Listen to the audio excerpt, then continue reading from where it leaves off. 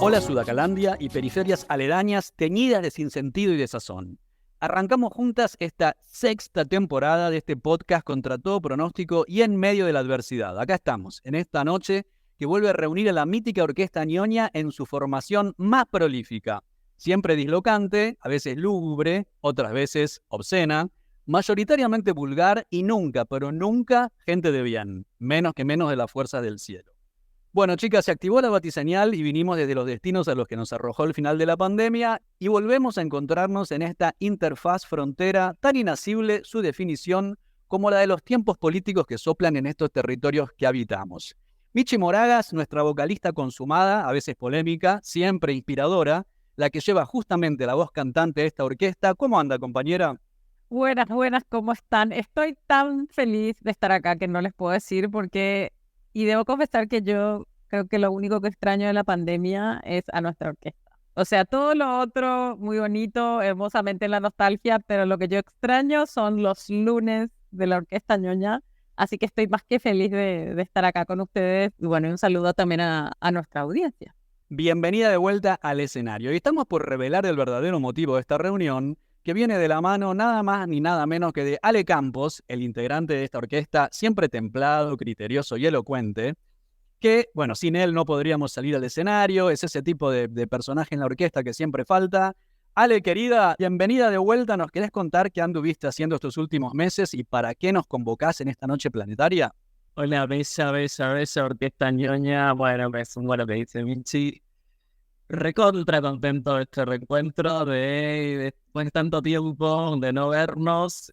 Tengo guardado el recuerdo de todos esos lunes que juntábamos, no religiosamente, iba a decir religiosamente, pero no, nos juntábamos, pero sí con disciplina y lectura durante un año. Y bueno, la convocatoria de hoy es para hablar de El huevo de la serpiente, que es el libro que estuve escribiendo durante un buen rato, durante el último año, el año largo, año y medio, y que hay bastantes cosas del huevo de la serpiente de este libro que tienen los retazos de esos lunes en los que nos juntábamos. Hay varias cosas, varios ecos de esos lunes que están ahí en el libro, así que estoy muy contento de que la primera compartida de este libro tenía que hacer sí o sí con la Orquesta Ñoña. Lo primero que me viene a la cabeza, en primer lugar, bueno, gracias por darnos la primicia, por compartir con nosotros este libro, que a medida que lo íbamos leyendo con Michi, nos íbamos agarrando la cabeza, nada más necesario que este texto en estos momentos, en estos territorios. Y lo que te quería preguntar era arrancar con lo vertiginoso. Viste que, bueno, la escritura es un proceso solitario, lento, uno escribe, reescribe, vuelve para atrás, borra, edita. Y la política, los tiempos políticos en nuestro territorio son siempre como más que vertiginosos, ¿no? La primera duda es, cuando empezaste a escribir, ¿la realidad se llevó puesta a la escritura? ¿Cómo fuiste adaptando o mutando el libro a medida que se iban haciendo realidad especulaciones que, como vos recién dijiste en este mismo podcast, discutimos, como cuando hablamos de política de la enemistad, de Bembe, o nos quejábamos de Macri? Imagínate Macri como si ahora fuera un problema Macri, ¿no? Que es bueno, comparado con la encarnación de los discursos de odio en persona, que es Milei. Lo primero que nos gustaría que nos compartas es esto. ¿Cómo fue esas dos autopistas, la de la escritura y la de la política? Qué interesante la pregunta. La opción número 1, ¿la realidad se llevó puesta a la escritura? Y ahora me gustaría matizar eso, pero sí, la realidad se llevó puesta a la escritura, y de hecho, bueno, el editor lo sabe porque ya le mandé como 6 versiones distintas, y la última fue medio como... Bueno, pues ya las otras 3 veces fue, bueno, este es el último. Pero bueno, cuando empecé a escribirlo, Milei no era quien es hoy, digamos, obviamente. Era un personaje, bueno, lejos de ser ignoto, por supuesto, pero todavía era impensado que pudiese tomar la importancia que tiene hoy. Así que eso también implicó cambiar varias cuestiones.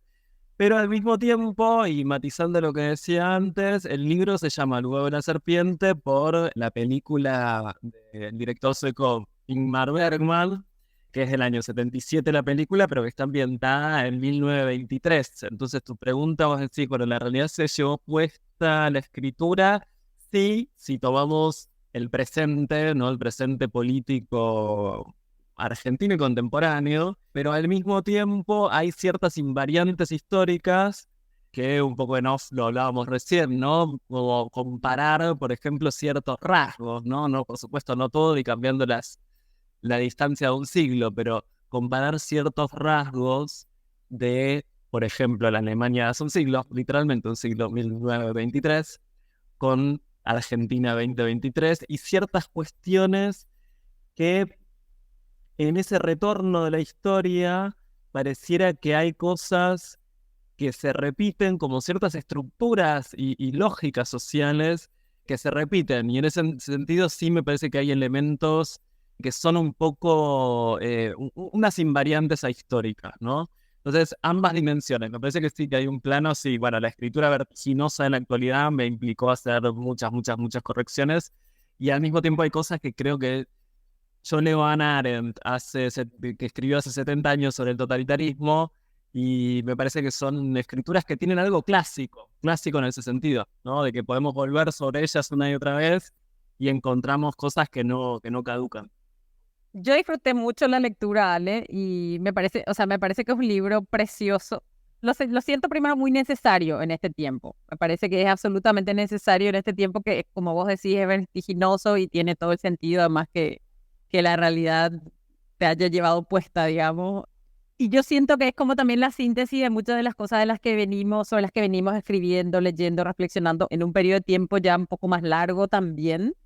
O sea, pareciera que estamos en un momento donde hay como ciertas síntesis están cuajando y también creo que el libro refleja esa síntesis de las cosas que están cuajando, digamos, de cosas que yo recuerdo que eran conversaciones que teníamos durante la pandemia también en parte. O sea, son conversaciones que venían también de antes, o temores que venían de antes de qué pasa si la derecha roba estos símbolos, se apropia de estas cosas, qué pasa si hay un remake o un refrito, digamos, de ciertos temores o pánicos sociales que están ahí dando vueltas y eso efectivamente pasó. Entonces yo siento que por un lado es algo que yo lo siento como una necesidad muy de hoy mismo, pero al mismo tiempo lo siento como una síntesis de cosas que veníamos ya pensando, reflexionando y en algún punto teniendo hace ya un buen tiempo. Entonces por eso me parece que es absolutamente necesario y la otra cosa es que yo como me es una lectura muy amorosa, porque yo te siento diciéndonos estas cosas con una cadencia que es la tuya, que es muy linda, que es muy pedagógica. Hay cosas que yo aprendí leyendo el libro, que creo que siempre es hermoso cuando uno tiene la posibilidad de aprender algo nuevo leyendo un libro. Entonces lo disfruté muchísimo así, como ñoñita que soy, como orquesta ñoña que somos, pero también lo siento un instrumento que necesitábamos y que seguimos necesitando en este tiempo. Qué lindo escucharte, Michi. A mí me gusta mucho escuchar esa evolución y sobre todo eso que decís también de la cadencia, porque creo que también hay una apuesta de, bueno, que sirva como un insumo para, no sé, para intensificar el debate o para abrir debates, ¿no? Que a veces de pronto, y lo hablábamos también un poco en off, quizás se rigidizan los debates o se silencian algunas cosas. Y me parece que, bueno, hay una apuesta así, ¿no? Por, ¿verdad? De abrir con tino y con cierta, como esa es decir, una cadencia y cierta incluso, y no, sin temor a usar esta palabra, cierta ternura, ¿no? Ahora que decís eso, pero no por hablar de mí, sino en el sentido de que me parece que es necesario incluso recuperar algo de la ternura en el modo en el que hablamos de política. Y me acuerdo, hay una, bueno, la ganadora del premio Nobel, Oida Tsukarsuk, creo que se llama, cuando va a recibir el Nobel, una de las cosas que dice es lo que le había permitido narrar y escribir era la ternura, ¿no? La importancia de la ternura y también la politización de la ternura en el sentido de que es un insumo, me parece necesario para abrir ciertos debates.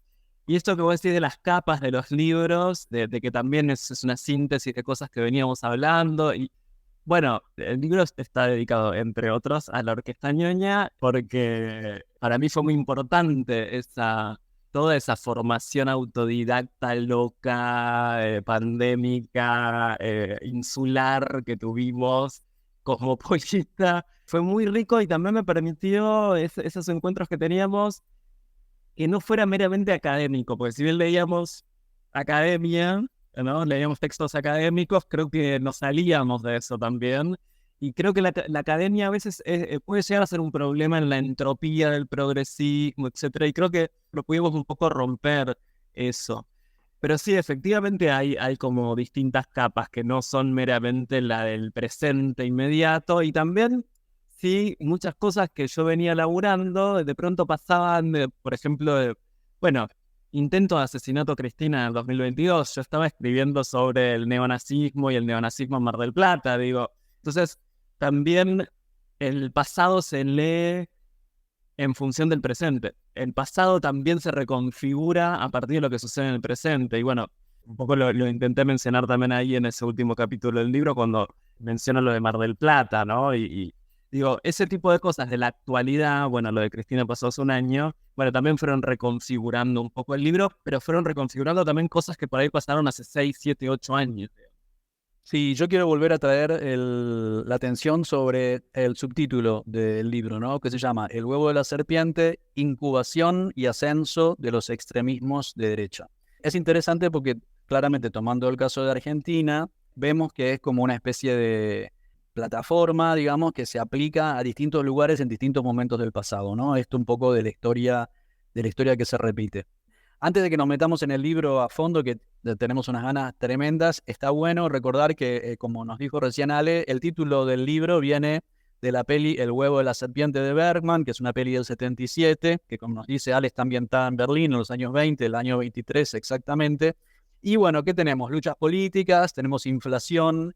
Hitler está preparando ese golpe de Estado que no cuaja, pero que después ya va a venir. Hay un análisis en la película muy profético de lo que sucedería años después. Y recordemos qué estaba pasando en Berlín en aquel momento. Bueno, Berlín en aquel momento era la ciudad más gay-friendly de Europa.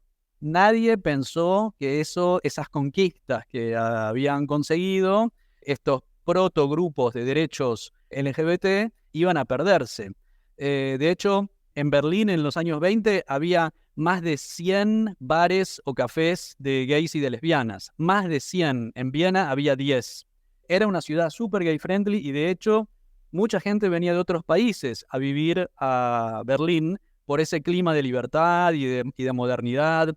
Basta con un enfoque un poco distinto, pero que de todos modos tiene mucho que ver con esto. Es la película Cabaret de Bob Fosse con Liza Minnelli, que es más o menos de la misma época de la película de Bergman, ¿no? Donde, bueno, te haces una amiga, te quiere coger, te coge, después le decís que sos bisexual o que sos puto, tu amiga te dice que está todo bien y van y se cogen los tres a otro. Es decir, eso es nuestra vida en el año 2020, la que queremos tener, ¿no? En estos momentos. Y esto ya pasaba en Berlín hace 100 años.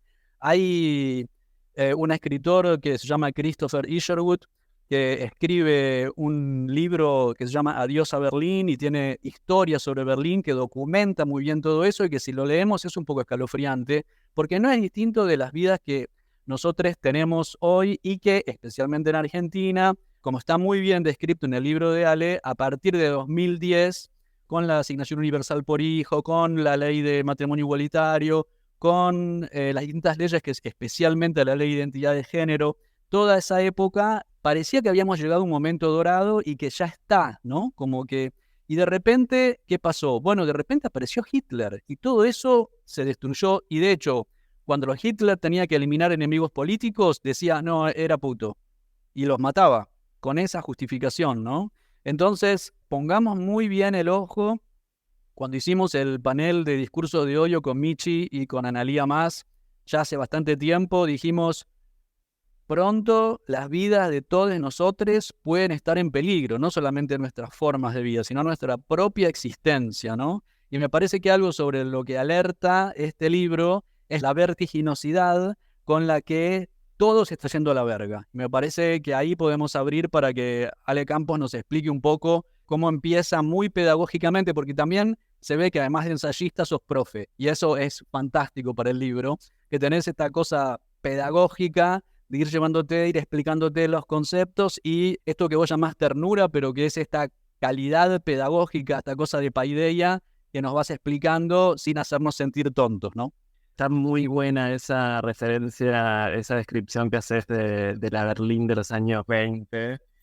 Bueno, porque es absolutamente así. Y agregaría una cosa, añado, es muy importante en esa película también el papel, y invito a la audiencia a que si no la vieron, la vean, o si la vieron hace mucho tiempo, que la vuelvan a ver a la luz de lo que está ocurriendo, porque algo que también pasa en la película y que es muy profético, como decía Omar recién, es el papel que le otorga al científico, ¿no? El científico en la película y perdón si spoileo algo, pero bueno, es un personaje central. Y en estudios de los orígenes del totalitarismo y otros estudios sobre el nazismo, algo que se destacaba era cómo en la época proliferaba una concepción que podríamos decir hoy medio conductista del ser humano, ¿no? Es decir, con este ímpetu medio de laboratorio que tiene el conductismo, de experimentación sobre lo humano, y fueron efectivamente luego, unos años después, los campos de concentración auténticos laboratorios humanos, en donde se utilizaron los campos. Por eso la importancia de los médicos en los campos de concentración, ¿no? Un personaje central. Bueno, no se lo voy a decir a ustedes que esta historia la saben, ¿no? Pero digo, a la audiencia le comparto, un personaje central en los campos de concentración era el médico. Bueno, acá hemos tenido médicos tristemente célebres en Argentina como Mengele, ¿no? Bueno, acá en Paraguay y en Brasil, ¿no? Mengele se paseó medio por toda la región. Y es una concepción del humano que se manejaba y que está en la película, ¿no? Con este personaje del científico que hace experimentaciones, que creo que hoy está también muy de moda. Ese sujeto, medio en esa aliación hoy entre el conductismo y las neurociencias, que una de las cosas que me interesaba remarcar en el libro, hoy no hace falta experiencias extraordinarias para tener la sensación de que las ciudades y las sociedades están siendo gestionadas como grandes laboratorios a cielo abierto, ¿no? Ya sabemos que las redes nos gestionan y nos estudian, y hay grandes gabinetes de psicólogos que son empleados por las grandes redes, y que Facebook, Instagram, etcétera, todas las grandes redes hacen de alguna forma experimentaciones por las cuales, por ejemplo, Mark Zuckerberg tuvo que dar explicaciones al Congreso de Estados Unidos, ¿no? Por ese tipo de investigaciones que estaban haciendo. Entonces, me parece que es interesante porque eso es algo epocal que excede incluso en las extremas derechas. ¿Qué concepción tenemos del humano? Que es algo que en un momento del libro me detengo porque me interesa mucho y creo que tiene que ver con lo que está sucediendo ahora. ¿Qué tipo de concepción del ser humano hay transversal a la época, ¿no? Que es una concepción donde el ser humano está concebido como algo, más bien que un ser humano, un humanitarismo, ¿no? En el sentido de que se experimenta con lo humano, se toma lo humano como materia prima a partir de la cual experimentar, ya no en el plan de como eran los campos de concentración, pero en el plan de ver cómo se dirigen todas las conductas y se van creando escenarios futuros, ¿no?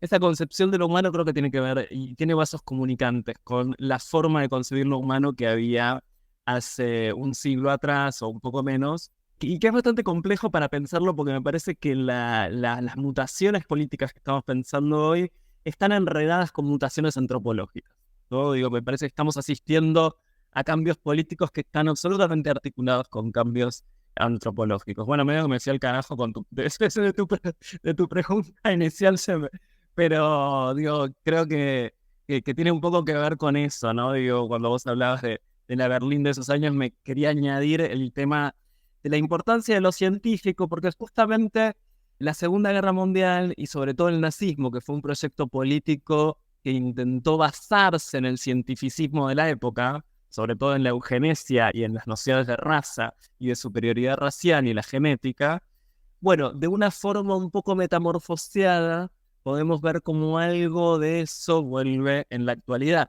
Siempre disfrazado, porque nunca va a volver igual, pero vuelve de una forma quizás más sutil o un poco disfrazada. Eugenesia que, y acá hago una nota al pie de esas que le gustan a Michi, eugenesia que es bueno saberlo, que no comenzó en Alemania, ¿no? La eugenesia comienza en Inglaterra, sobre todo muy inspirada en ciertas derivas del darwinismo social, ¿no? Es decir, la eugenesia no es propia de Alemania, sino que era algo propio, digo, porque se opone siempre Alemania a el liberalismo inglés norteamericano. La eugenesia comienza en Inglaterra, ¿no? Comienza en Inglaterra con uno de los hermanos de Huxley, de Aldous Huxley, de Un Mundo Feliz, ¿no? Que era un eugenista o genetista, no sé cómo se dice.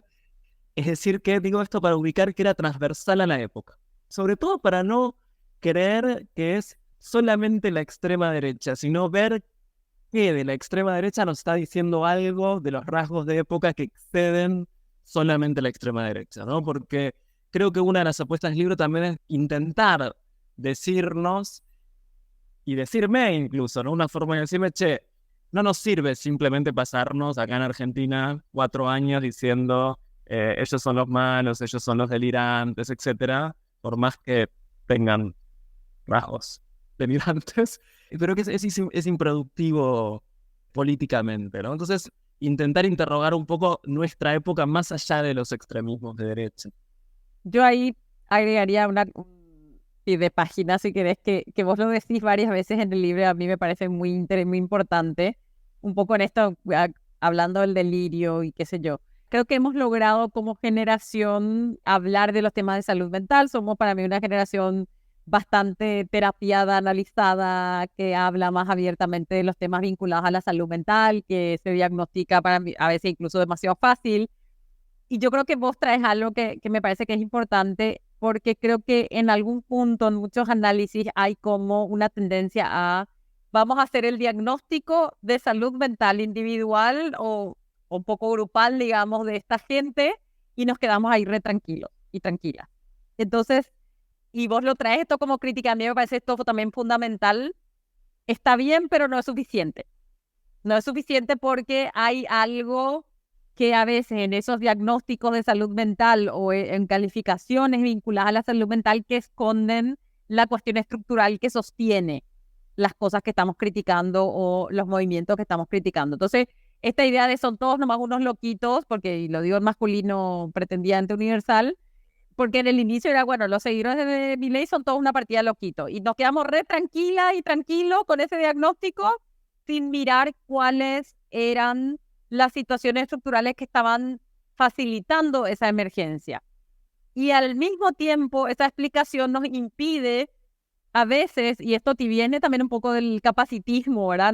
Nos impide a veces darle un valor y comprender lo que está haciendo el otro o la otra o ese movimiento con el que no estamos de acuerdo desde una mirada un poco menos estigmatizante. O sea, pareciera a veces que nos quedamos súper tranquis estigmatizando a los movimientos antiderechos, antigénero, en general de la extrema derecha, y no nos damos el tiempo de entender, y esto yo creo que vos lo decís en varias partes, no nos damos el tiempo de entender de dónde vienen, a quién le están hablando, por qué pegan, y esa falta de interés en comprender creo que ha sido como una especie de soberbia, superioridad intelectual o moral o que se quiera. Para mí es una de las explicaciones también de varias derrotas, no digo solamente en Argentina, pero varias derrotas que se ha visto en varios países vinculados a la extrema derecha. Entonces me parece que esto que vos traes de genial, hagamos este diagnóstico, pero este diagnóstico nos tiene que impedir mirar los factores estructurales que permitieron que estos movimientos emerjan y que tengan el éxito que están teniendo, digamos. Entonces yo hago como ese pie de página porque me pareció demasiado interesante y creo que es algo que tenemos que seguir retomando un poco, porque eso a veces nos puede llevar a ese lugar de una pretendida superioridad intelectual, moral y ética del que hay que salir, porque ese lugar no nos sirve para crecer. Entonces de ahí hay que salir. En línea con lo que dice Michi, y antes de pasarte el micrófono, justo cuando Michi empezó a hablar de esto, me vino uno de los párrafos que tengo subrayados del libro, que cuando vos hablás de la entropía del progresismo, su clima de burbuja ha funcionado como un velo que le impidió ver o dimensionar el avance de estos sentimientos hostiles. Y un poco lo que la compañera Natufer en las conversaciones con Michi siempre habla, ¿no? De, bueno, hagamos la autocrítica de nosotros. Recientemente en Cuba, una discusión acerca del socialismo, les cubanes planteaban, bueno, fíjate que el capitalismo ha permitido que se generen voces críticas como un Chomsky o como un Bátimo, que hacen una crítica muy inteligente del capitalismo. En cambio, nosotros desde el socialismo no hemos creado pensadores similares que tengan ese poder de reflexión crítica respecto del sistema, sino que siempre termina siendo una retórica media vacía, ¿no? Entonces me parece que en línea con lo que dice Michi, y ahora por favor si explayate con esto, la necesidad que tenemos de una voz como la tuya, de desde las izquierdas poner en crisis a nosotras mismas, ¿no? Lo que estamos haciendo y cómo hacemos para poder avanzar en ese camino. Chiques, con estos comentarios ya tengo para escribir otro libro. me abrieron, porque, bueno, distintas cosas. Primero, la nota al pie que hace Michi, ¿no? En referencia a lo que decía. Sí, una de las cosas que me interesaba en el libro, y creo que es un debate que me parece muy importante, es no psicologizar los conflictos políticos. Y cuando digo no psicologizar los conflictos políticos, no me refiero a dejar de lado la dimensión psicológica que efectivamente es interesante y necesaria para hacer análisis políticos, pero no darle una primacía o una dimensión mayor a la que tiene. Y bueno, sin mencionar, la verdad, pues no me interesa mencionar, pero bueno, hay algunos de que desde el psicoanálisis, por ahí, me parece que incurren en una especie de psicologización del análisis político y hacer eso que decía Michi recién, ¿no? Como, bueno, hacer diagnósticos, que es una historia que la podemos remontar también a los años 20, 30 del siglo pasado, cuando para comprender el nazismo surgieron muchos pensadores y pensadoras que pensaron en el campo político, sobre todo a partir de categorías de psicoanálisis, como fue Reich, posteriormente Marcuse, pero bueno, el mismo Freud, cuando empieza sus textos más sociales, ¿no? El malestar en la cultura, Moisés y la religión monoteísta, bueno, un poco antes Totem y Tabú, pero digo, Psicología de las masas y análisis del yo, digo, todos esos textos más sociales de Freud, que luego va a tomar la escuela de Frankfurt, etcétera, instalaron una tendencia que es valiosa, ¿no? De, bueno, a ver cómo podemos comprender qué había en la cabeza de los alemanes en ese tiempo, ¿no? Porque es necesario comprender ese fenómeno, pero creo que si nos quedamos ahí es inconducente políticamente, porque hay una tesis con la que no estoy de acuerdo, aunque sea un pensador que me parece muy interesante, que es estas ultraderechas avanzan porque capturan y calzan perfecto con una subjetividad epocal. Entonces, bueno, prácticamente como que no habría nada para hacer porque, bueno, avanzan porque calzan perfecto en interpelar la pulsión de muerte que nos habita, en explotar el sadismo y la fascinación en ejercer el mal, bueno, etcétera, etcétera, etcétera.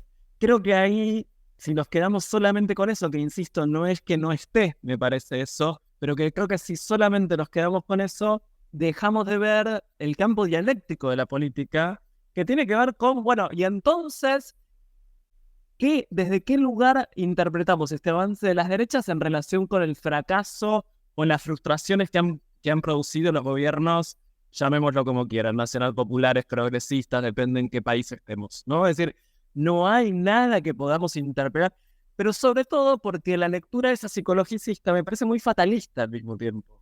Porque entonces que no podemos hacer nada de este lado para modificar, pensar, no modificar quizás contenidos, pero sí modificar modos de transmisión, ¿sí? Interpelarnos e intentar entender el fenómeno que se está produciendo del lado de las extremas derechas para, aunque sea, poder comprenderlo, porque como diría Hannah Arendt, cuando la putearon por ir a escuchar el juicio a Eichmann, y también recomiendo mucho ver la película de Hannah Arendt, cuando va a ver el juicio a Eichmann, va a presenciar el juicio a Eichmann en Israel, y ella intenta comprender a este jerarca nazi, y se vale el repudio de toda la comunidad judía, y ella termina diciendo, comprender no es justificar.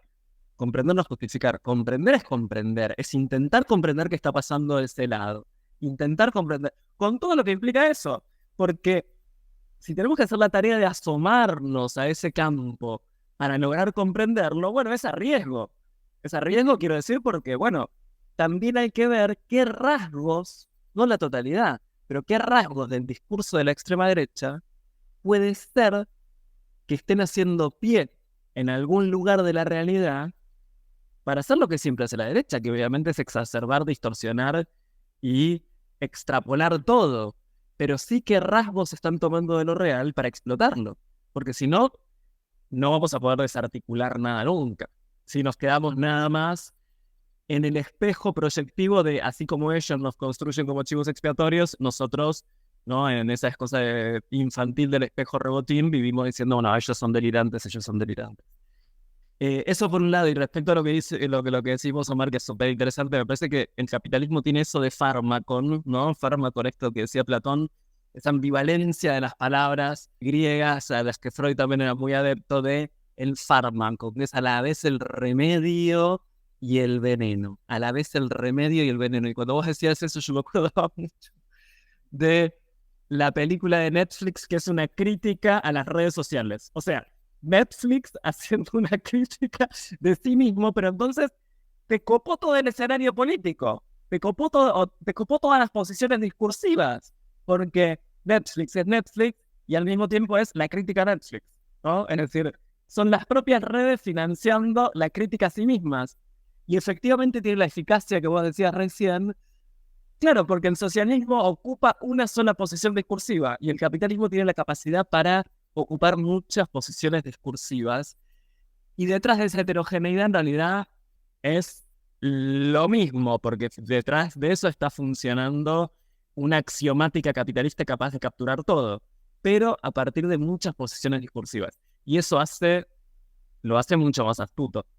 Bueno, yo ahí diría solo para hacer un apunte feminista también a esto, hay una crítica que se hace, que a mí me parece interesantísima, un poco de la lógica víctima-victimario, lo que ha traído, o sea, lo que dicen algunas autoras es, las feministas habíamos logrado en algún punto hablar de la opresión de las mujeres, del sistema, que el sistema patriarcal hace hacia las mujeres, lo estábamos logrando y después de alguna manera el patriarcado toma una de nuestras reivindicaciones más potentes, que es la de la violencia, y lo transforma en clave víctima-victimario. Entonces, ¿qué se hace ahí?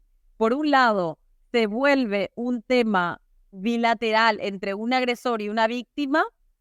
Eso nos despoja de poder, porque hay toda una mirada sobre la víctima no tiene poder, la víctima es pobrecita, una que no tiene agencia, que no puede tomar decisiones, que no tiene mirada. Y al mismo tiempo el problema es solo este individuo que es agresor, no un sistema patriarcal que sostiene esa violencia.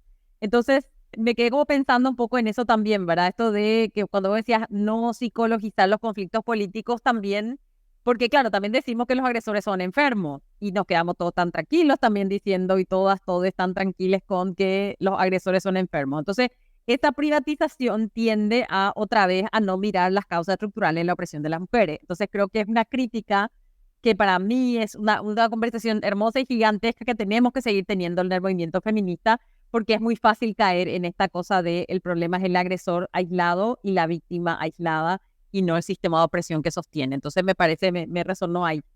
Y la otra cosa que me resonó y que yo también quiero contarle a la audiencia es que yo no sabía, o sea, había pasado frente a mí alguna vez en la vida la palabra incel, pero yo no sabía realmente nada del movimiento como tal y no lo había mirado más allá de esta idea de, otra vez, patologizante, digamos, de este grupo de hombres misóginos resentidos con las mujeres porque no son atractivos. Y esto sí es todo masculino porque son chabones, digamos, ¿verdad? Atractivos sexualmente, entonces son una partida de resentidos y ya está. O sea, un grupo de resentidos que se organiza para ser resentidos. Pero lo que hay en el libro, y voy a tratar de no hacer un spoiler, pero les recomiendo fuertemente que lean esta parte. Ale no solamente hace una pedagogía muy breve y muy buena de lo que son, y que a mí después yo seguí buscando más información, sino que además nos los presenta solo como este grupo marginal de gente que un poco así, patologizadamente, sino que hace un giro de tuerca que nos permite comprender cómo grupos como estos después se insertan en realidades que son mucho más complejas y el rol que tienen. Entonces, para mí esa parte ha sido maravillosa y eso, yo también disfruto siempre aprendiendo algo nuevo y bueno, esta parte del libro para mí fue fantástico. Bueno, tomando esto que dice Michi de los incel, porque está muy bueno que tome justo el segundo capítulo, es sobre distintas subculturas masculinistas, ¿no? Lo que en inglés se llama la manosphere, que son distintas subculturas que son como el ecosistema de subculturas misóginas, antifeministas, etcétera, que creo que la más icónica o quizás la más curiosa de todas ellas es la de la que Michi mencionaba recién, la de los incel, que es una abreviatura de, bueno, en castellano, célibes involuntarios. Y digo la más icónica porque hay algo que sucede ahí que está muy presente, que es el tema de sobre todo de la frustración ligada a lo afectivo y a lo sexual. Y es muy interesante cuando otra vez vuelvo sobre ella, me parece un material muy valioso en esta época, cuando Hannah Arendt ubica que lo que funcionó en esa Alemania nazi entre los líderes y los seguidores era la empatía y la comunidad que se armaba por empatizar con las biografías de la frustración de los jerarcas nazis, ¿no? Cuando describe a Hannah Arendt tanto la biografía de Hitler como la biografía de Eichmann y de otros jerarcas nazis, son personajes absolutamente frustrados. Es muy conocido, ¿no? Hitler no entró a una academia de arte dirigida por judíos, ¿no? Digo, ese resentimiento. Y es algo muy interesante para pensar nuestra actualidad y un personaje como Milley, que justamente es un personaje outsider, muy amateur de la política, etcétera, que por ejemplo en el debate presidencial el candidato oficialista le achacó que no le habían renovado la pasantía en el Banco Central. Y uno puede, claro, ahí uno puede decir, es un loser. Bueno, pero justamente en épocas como estas, las biografías de lo que en Estados Unidos peyorativamente llaman loser, generan más empatía que, por ejemplo, como fue el candidato oficialista que se mostró con toda su familia y con toda su familia perfecta, etcétera, etcétera. Porque no son las success stories o las historias de éxito típicas de las narrativas norteamericanas las que generan empatía en estos tiempos, sino que genera mucha más empatía el tipo que está gritando, indignado, etcétera, y que carga en su vida con toda una historia de frustraciones. Y justamente en la comunidad incel me parece que es muy paradigmática de ese tipo de frustraciones, que no son necesariamente frustraciones ligadas a derroteros económicos, etcétera, sino muy ligadas a lo social, ¿no? Sobre todo lo que Michi mencionaba recién, que es la falta de atractivo físico, etcétera. Todas cosas que, imagino, están muchísimo más agravadas en un mundo como hoy, en donde imperan absolutamente la imagen a través de las redes sociales. Digo, para hacer el enlace, porque eso que mencionaba Michi está en la parte de las subculturas masculinistas, pero para hacer el enlace con otro de los ejes del libro que tiene que ver con la estética y las redes sociales y la digitalización, bueno, ese fenómeno de los incels y la exclusión que sienten, creo que se ve elevado a la N potencia en un mundo que está muy atravesado por las redes. Bueno, el índice nos da para hacer una miniserie de esto porque cada tema es más candente que el siguiente. Yo quería meterme un poquito para dar así como un botón de muestra a videojuegos y extremismos de derecha, que fue muy inquietante y estremecedor leer esa parte del libro. Me vino mucho de Políticas de la Enemistad de Ben B, ese capítulo que hicimos. Chicas, si no lo escucharon, váyanse corriendo a escuchar el podcast Políticas de la Enemistad. Y esto como que, bueno, saquémonos la careta, ¿no? La democracia siempre se cimentó sobre experiencias de abuso, tortura, necropolítica, esclavismo, qué sé yo. Sin embargo, es una estructura mitológica que no podemos ni tocarla. Y de alguna manera estos extremismos de derecha se apropian de esta cuestión mitológica, de volver a reclamar el himno, la bandera, en fin, estas cosas, ¿no? ¿Cómo encarna eso satánicamente ese extremismo de derecha en el tema de los videojuegos y en el rango etario especialmente sufrido de las políticas del neoliberalismo que los afecta? Sí, ahora que mencionás eso y que en tu lectura lo ubicás como, yo diría que es quizás una de las partes más perturbadoras, ¿no? Porque algunos de esos juegos son efectivamente perturbadores. Digamos, es interesante ver cómo en los últimos años empezó a estudiarse el fenómeno de la intersección entre los extremismos de derecha y los videojuegos, porque los extremismos, no solamente los extremismos de derecha, también los extremismos islámicos y otros, encontraban en los videojuegos como una actividad, una práctica en la cual meterse en ese tipo de comunidades no está todavía tan claro en los estudios que hay sobre eso si son intrusiones en ese ámbito para reclutar personas o para gatillar como procesos de reclutamiento en personas que ya están bastante fanatizadas. Ya de por sí el mundo de los videojuegos tiene un sesgo, no la totalidad, por supuesto, pero hay un sesgo misógino, etcétera, en la propia impronta de los videojuegos. Y hay algo que sucede ahí también que me parece interesante en términos de la identificación, o más que identificación, que tiene que ver con... Bueno, ese capítulo lo que me interesó fue mencionar a Anders Breivik, nunca me acuerdo bien el apellido, Anders Breivik, que es un noruego que hizo un ataque, un noruego abiertamente neonazi, que hizo un ataque en donde mató a 77 personas, que él mismo declaró cuando fue a juicio que había estado preparándose para perpetrar ese ataque con Call of Duty, que es un videojuego muy popular en las esferas, digamos, digitales de los videojuegos extremistas, ¿no? Entonces, hay algo que sucede ahí que es bastante inquietante o perturbador, como vos decías recién, que tiene que ver con que el tipo entrenó con el videojuego. Es decir, el tipo se entrenó casi como si fuera, casi como existen los simuladores de vuelo para personas que van a ser aviadores, pilotos. Bueno, el tipo se entrenó, es decir, cuando para hacer de vuelta el raconto y la comparación con la Alemania nazi, ¿no? Tanto la Alemania nazi como la Rusia soviética, como la Revolución Rusa, quiero decir, utilizaron el cine, ¿no? La invención de ese momento como herramienta de vanguardia para adoctrinamiento de las masas, etcétera, etcétera.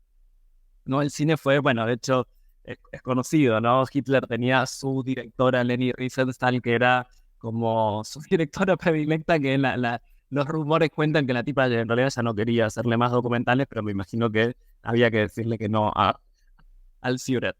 Era el cine en ese momento. Ahora son los videojuegos, pero entre el cine y los videojuegos, como tecnología de adoctrinamiento, creo que hay una distancia muy grande que tiene que ver con que el videojuego se produce una identificación que no es meramente cognitiva e imaginaria o mental, sino que está la propia motricidad del juego.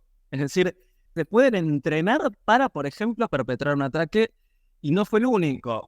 Para hacer la intersección con lo que hablábamos antes, que mencionaba Michi, el personaje descrito en el capítulo de los incels es justamente este tal Elliot Rodger, que también era un fanático de los videojuegos, ¿no? Entonces se da como un cóctel ahí entre el aislamiento, el creciente aislamiento de los jóvenes, el fanatismo con los videojuegos y, por ejemplo, en Estados Unidos, una cultura de las armas, ¿no?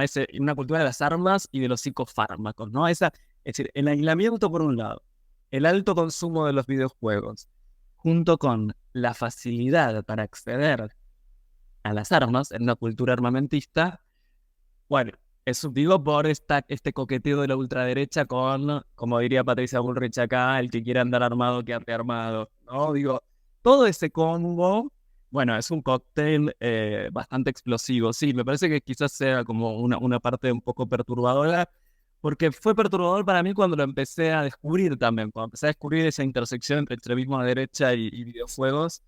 Sí, efectivamente eso es un poco escalofriante lo que pasa ahí.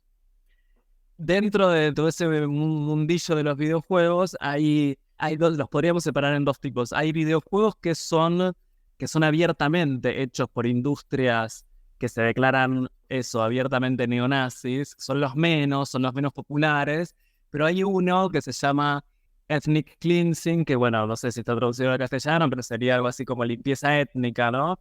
Cuyo eslogan para venderse es: tu piel es tu uniforme. Tu piel es tu uniforme en la lucha por la preservación de la raza blanca, bla, bla, bla, bla, ¿no? Es decir, la idea de tu piel es tu uniforme y el videojuego con ese título, ¿no? Limpieza étnica. Pero después están los mods, que son como modificaciones, ¿no? Que son juegos que no son abiertamente hechos por industrias neonazis, pero que a partir de un videojuego más popular se pueden hacer determinadas modificaciones a ese videojuego, ¿no? O la posibilidad de, en determinados videojuegos, encarnar la posibilidad de estar jugando como un soldado nazi. Bueno, están estos distintos tipos, es muy amplio como ese universo en donde están los que son abiertamente neonazis y los que son... No hace falta que sea algo abiertamente neonazi para que lleve un derrotero o un sesgo misógino, porque lo que pasa es que se dan... Twitch es como hoy, ¿no? La red social más popular para los videojuegos y para las transmisiones, para el streaming de los videojuegos. Y basta con que la persona que está jugando, o los comentaristas, pero sobre todo la persona que está jugando, comente y le imprima a un videojuego que no necesariamente es neonazi o fascista, etcétera, pero que con sus comentarios le imprima un sesgo misógino, racista, etcétera, ¿no? Porque en general sí son los videojuegos que se llaman FPS, ¿no? First Person Shooter, es decir, los videojuegos en donde el protagonista es un tipo que está armado, ¿no? Ya sea un soldado, bueno. Bueno, yo quiero que la audiencia sepa que yo soy una fanática, como toda buena ñoña, soy muy fanática de los pies de página por varias razones. Una, porque creo que los pies de página a veces nos traen bibliografía que si algún tema nos interesó nos ayuda a seguir explorando. Pero por otra parte, los pies de página a veces cumplen como esta función de mostrarnos capas que el autor, la autora no quiso dejar de mencionar en algún punto. Y yo me leí este libro hasta con todos y cada uno de los pies de página y hay un par que creo que pueden ser otros 2 libros que Ale Campos en el futuro nos pueda ofrecer y que creo que son discusiones que están buenas que tengamos como movimiento social, como sociedad, como personas que estamos pensando la construcción y el contexto en el que vivimos actualmente y varias de esas, casi todas creo que atraviesan mucho desde mi punto de vista los feminismos y también los movimientos progresistas, por ponerle un rótulo que ni siquiera sé si es tan justo, digamos, pero uno para mí es, hay como alguna alusión a la cuestión de la cultura de la cancelación y para mí ese es un temazo porque creo que tiene demasiadas capas que creo que necesitamos discutir. Obviamente como feminista sé que la cancelación viene en algún punto nace como una respuesta ante la falta de justicia, ante la falta de valor de la palabra de las mujeres, sobre todo que denuncian violencia y principalmente violencia sexual, diría mujer y cuerpos feminizados, pero también creo que se ha convertido como en una espectacularización a veces de un linchamiento público que se hace y que es muy complejo y que no digo que sea la más de las veces, pero a veces podría tornarse de alguna manera injusto. Entonces creo que ahí hay una discusión gigantesca que tenemos que darnos y en algún punto Ale lo sugiere y lo quiero traer un poco como reivindicar ese pie de página.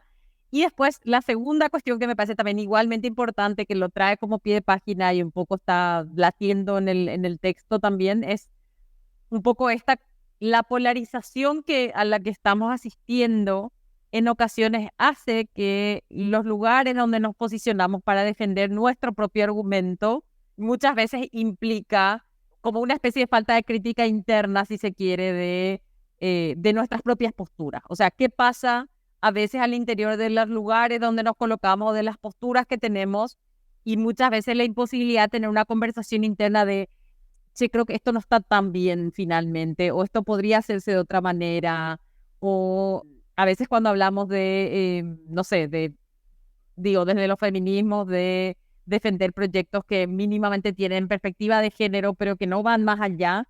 Pero, por ejemplo, en contextos como el paraguayo, donde se está discutiendo si debe existir o no el Ministerio de la Mujer, es muy complejo salir a criticar lo que no ha hecho bien el Ministerio de la Mujer públicamente, por ejemplo. Entonces, muchas tenemos críticas, pero a veces terminamos eligiendo la defensa de la institucionalidad frente a la posibilidad de la desaparición.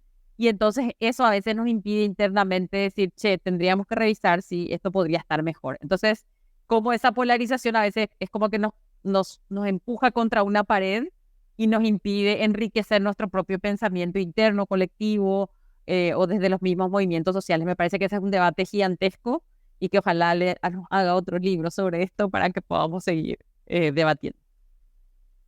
El próximo libro se llama Notas al pie. Amo. Creo que los efectos de ese silenciamiento me parece que fueron perjudiciales, pero sobre todo también creo que son perjudiciales al ejercicio de pensar, realmente al ejercicio de pensamiento, porque creo que quizás no somos tan conscientes de hasta qué punto generan ciertos mecanismos de autocensura, por un lado. Me parece que es necesario recuperar ciertos resortes de discusión que estuvieron bastante...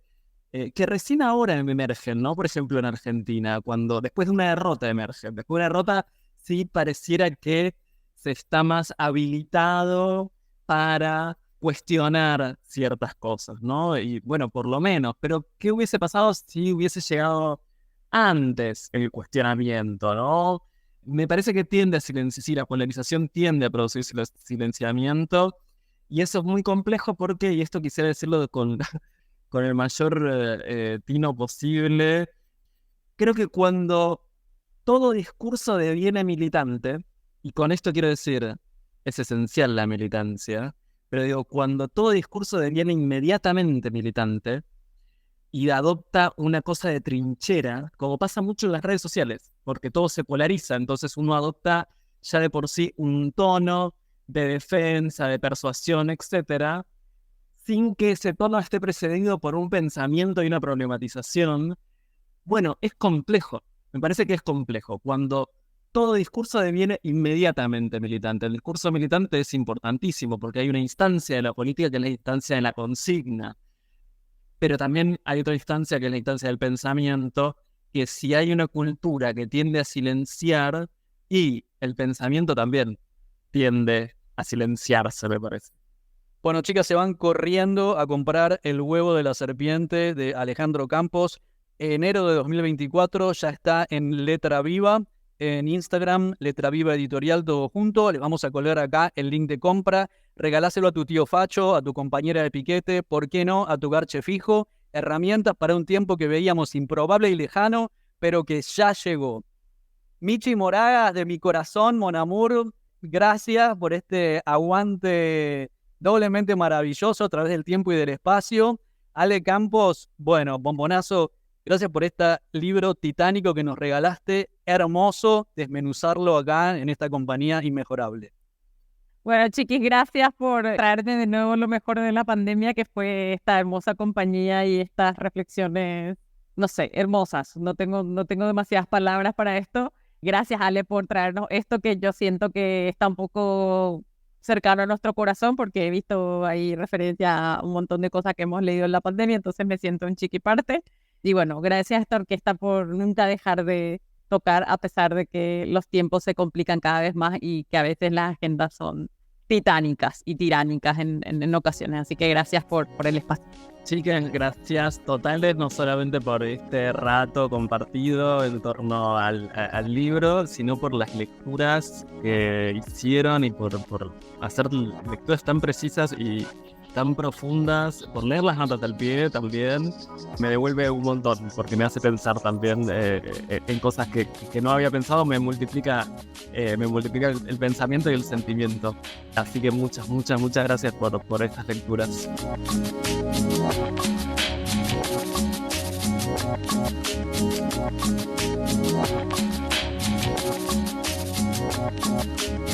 Esto fue Puto el que lee, tu podcast independiente y autogestivo.